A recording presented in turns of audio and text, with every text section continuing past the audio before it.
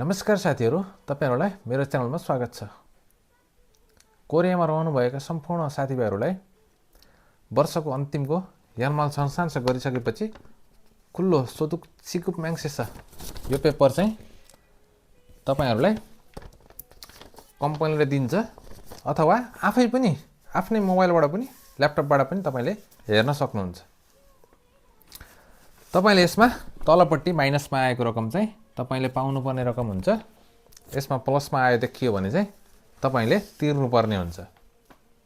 यो पेपर चाहिँ घरमै बसी आफैले कसरी चाहिँ मोबाइल ल्यापटपबाट हेर्न सकिन्छ भन्ने बारेमा चाहिँ एउटा मैले आज भिडियो बनाएको छु।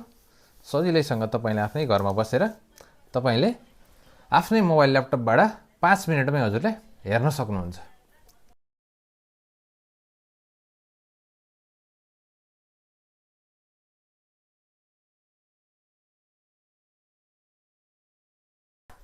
भिडियो सुरु गर्नुभन्दा पहिला च्यानलमा नयाँ हुनुहुन्छ भने एक लाइक, शेयर र सब्स्क्राइब गरी च्यानललाई ग्रो गर्न मद्दत गर्नु होला।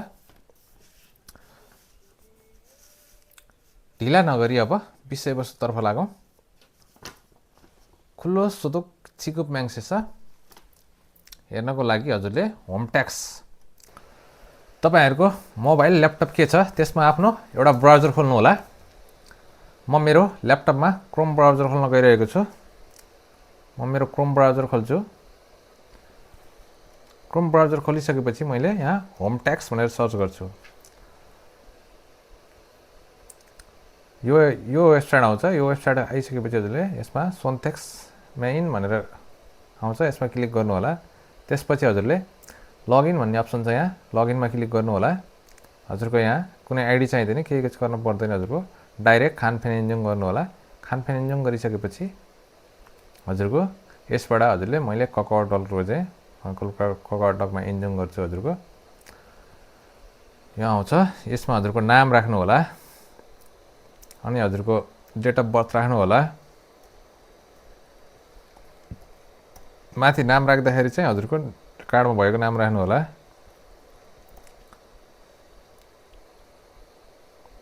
त्यसपछि हजुरको फोन नम्बर राख्नु होला।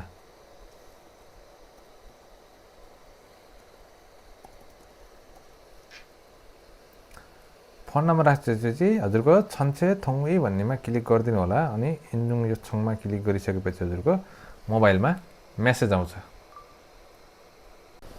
तपाईको काकाओटलकमा मेसेज आउँछ।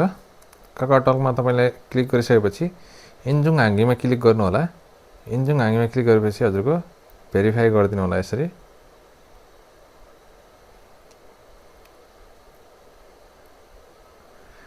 भेरिफाई गरिसकेपछि तपाईको इन्जुङ कम्प्लिट हुन्छ।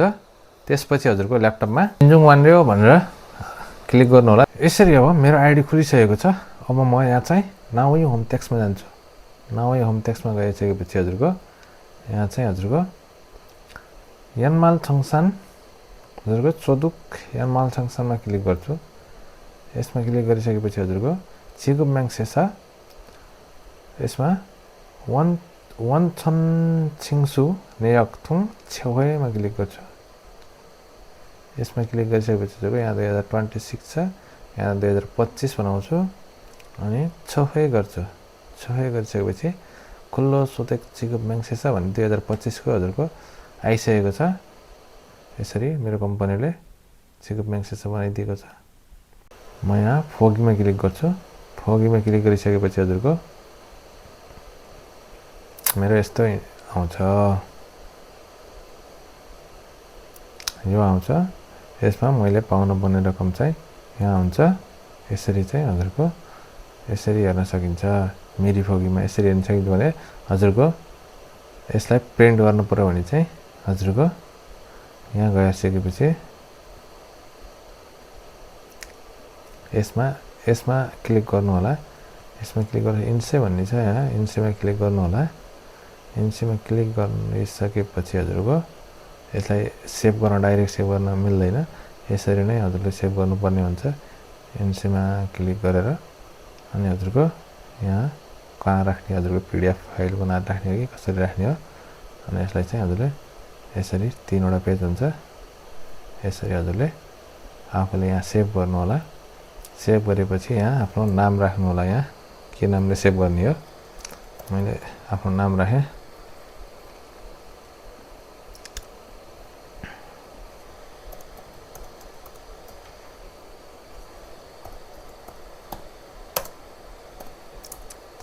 ट्याक्स भनेर राखिदिएको छु। यति भएपछि हजुरको यो फाइल चाहिँ सेभ हुन्छ।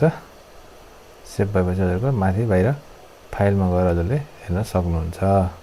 यसरी नै हजुरले आफ्नो एनिमल सेसन कति आउँछ भनेर सजिलै ल्यापटपबाटै चेक गर्न सक्नुहुन्छ। हजुरले यहाँ फी खोङ्गे छ, खोङ्गे बनाएर हजुरको सबै हजुरको भैँसाको नाम, आफ्नो नाम सबै देखिने तरिकाले पनि गर्न सक्नुहुन्छ। कहीँ पेस्ट गर्नु छ भने हजुरलाई देखाएर गर्दाखेरि नै राम्रो हुन्छ। कहीँ पेस्ट गर्नुपर्ने छ भने चाहिँ देखाउँदा नि राम्रो हुन्छ। नत्र हजुरले आफूले हेर्नको लागि पनि यहाँ हजुरले खङ्गे गरेर हेर्न सक्नुहुन्छ। सबै क्लियर रूपमा देखाउँछ। यसरी नै हजुरले हेर्न सक्नुहुन्छ। म यसरी नै अब हजुरलाई मोबाइलबाट देखाउने छु। मोबाइलको आफ्नो स्क्रिन सेयर गरी तपाईलाई मोबाइलबाट कसरी हेर्न मिल्छ भन्ने विषयमा पनि म हजुरलाई देखाउने छु। मोबाइलबाट पनि हजुरले सजिलै यो एनिमल सेसनको हेर्न सक्नुहुन्छ। सर्वप्रथम आफ्नो मोबाइलमा भएको होमटेक्स एप्स खोल्नु होला। छैन भने डाउनलोड गर्नु होला। त्यसपछि हजुरले लगइन गर्नुपर्ने हुन्छ। लगइन गर्दाखेरि हजुरले खानपान इन्जुङ रोज्नु होला। खानपान इन्जुङ हजुरको इन्जुङ गर्नुपर्ने हुन्छ। त्यसपछि हजुरको ककाउटलमा आफ्नो नाम, डेट अफ बर्थ अनि त्यसपछि हजुरको फोन नम्बर हान्नुपर्ने हुन्छ। यो तीनवटै हजुरले हान्नुपर्ने हुन्छ। तीनवटै हान्नु होला। नाम, फोन नम्बर अनि त्यसपछि हजुरको डेट अफ बर्थ हानिसकेपछि तपाईको ककाउटलमा मेसेज आउँछ। ककाउटलमा मेसेज हेर्नु होला। ककाउटल चिकअपबाट मेसेज आउँछ। त्यो मेसेज हेर्नु होला। त्यसपछि इन्जुङ हाई गरिदिनु होला। इन्जुङ हाई गरिदिएपछि भेरिफाई गरिदिनु होला।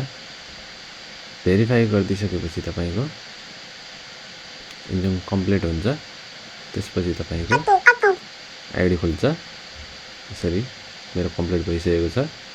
अब म फेरि होम ट्याक्समा जान्छु। होम ट्याक्समा गएपछि इन्जुङ हान्ने गर्छु। इन्जुङ हान्ने गरिसकेपछि मेरो आइडी खुलिसकेको छ। यहाँ म दोस्रो नम्बरको खोलो सुदुक चिकअप मेसेज छेउमा क्लिक गर्छु।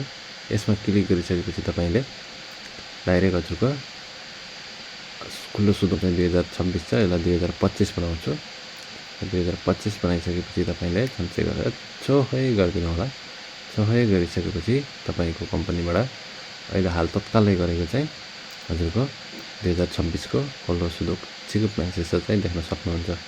यसरी नै यहाँ खुल्लो सुदुक चिकअप मेसेज आइसकेको छ। तपाईहरुले देख्न सक्नुहुन्छ।